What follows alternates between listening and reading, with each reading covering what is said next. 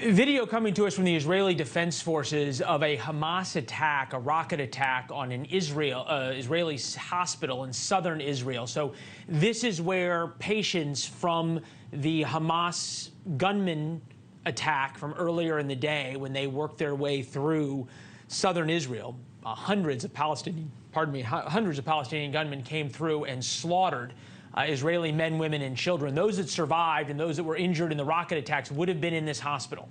And then Hamas targeted the hospital.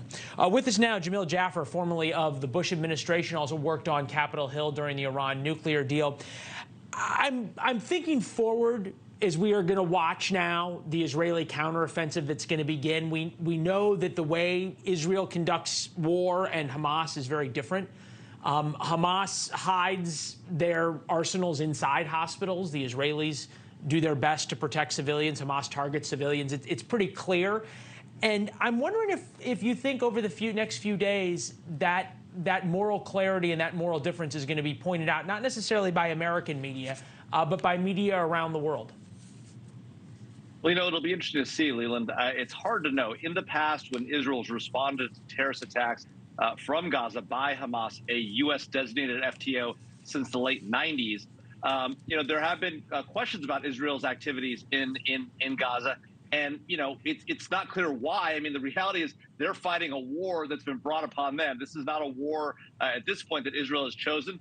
It was a terrorist attack by Hamas, as the president said. And now they're going to have to respond. And they're going to go into urban combat zones. You were just talking about that earlier on this broadcast.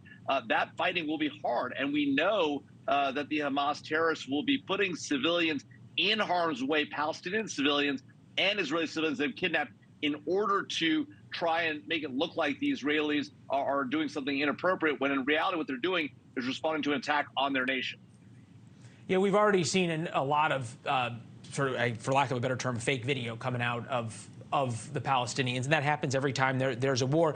I feel as though, having covered this region now for 13 years, lived there for 4, that this is different. The language from the Israelis is different. 50 years ago, Yom Kippur War, existential threat, Israel surprise invasion by the Egyptians and the Syrians, thousands of Israelis dead, and the counteroffensive began to save the country. The language that we're hearing is very different. I know you've been in Israel during the skirmishes with Gaza that was always called an operation. Now, Yoav Gallant, who is the Israeli Minister of Defense, 15 years ago, as head of Southern Command, I came close to breaking the neck of Hamas. I was stopped by the political echelon. This phenomenon will not continue. We will change the reality on the ground in Gaza for the next 50 years. What was before will be no more. That's going to take a lot of political will internally inside Israel. And what I'm wondering, though, it's going to also take a lot of political will inside the United States, both from Congress but also from the White House. Because, as you point out, the push to sort of handcuff the Israelis is going to be significant. Does that support, you think, exist in the United States right now? I think it does. I think that what we've seen in the U.S. over a number of years is a weakening of support for U.S. activities abroad. We've seen the lack of support for the U.S. remaining mission in Afghanistan, in Iraq before that. And we've seen the lack of support across the bipartisan aisle for the conflict in Ukraine, even though each one of those missions was designed to protect Americans and to protect our allies abroad. I do think this will be different, however, because what we see here, even though in Ukraine we saw an unprovoked attack by the Russians, we're seeing here another unprovoked attack now by Hamas, a terrorist group.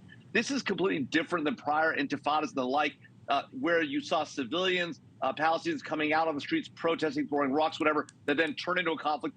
This is a terrorist group conducting a massive terrorist attack, 5,000 rockets, a ground incursion, kidnappings of hundreds. This is an attack on the order, in some ways, of 9/11.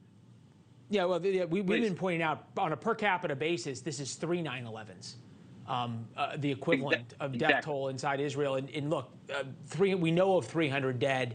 This is video of the Palestinians marauding through Israeli towns and indiscriminately slaughtering people as they slept. So the death toll could go a lot higher. What I'm interested in, give me 30 seconds on this. Where is the international pressure on Iran to put pressure on their proxies to release these hostages, at the very least?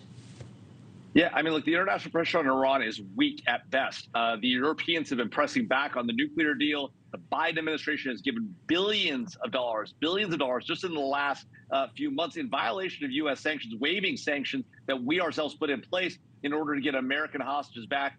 You know, the Iranians are teaching. We've taught Hamas that taking hostages is a procedure that works because we just gave $1 billion, multiple $1 billion to the Iranians. The irony: we $6 billion for 4 or 5 American hostages, and now we see what Iranian proxies did of taking hostages inside Israel, including that grandmother. Jamil, thank you very much. We'll be right back with whether there are Americans being held by Hamas inside Gaza. Thank you for watching. Go to newsnationnow.com to find News Nation on your television provider. And don't forget to click the red subscribe button below to get more of News Nation's fact-driven, unbiased coverage.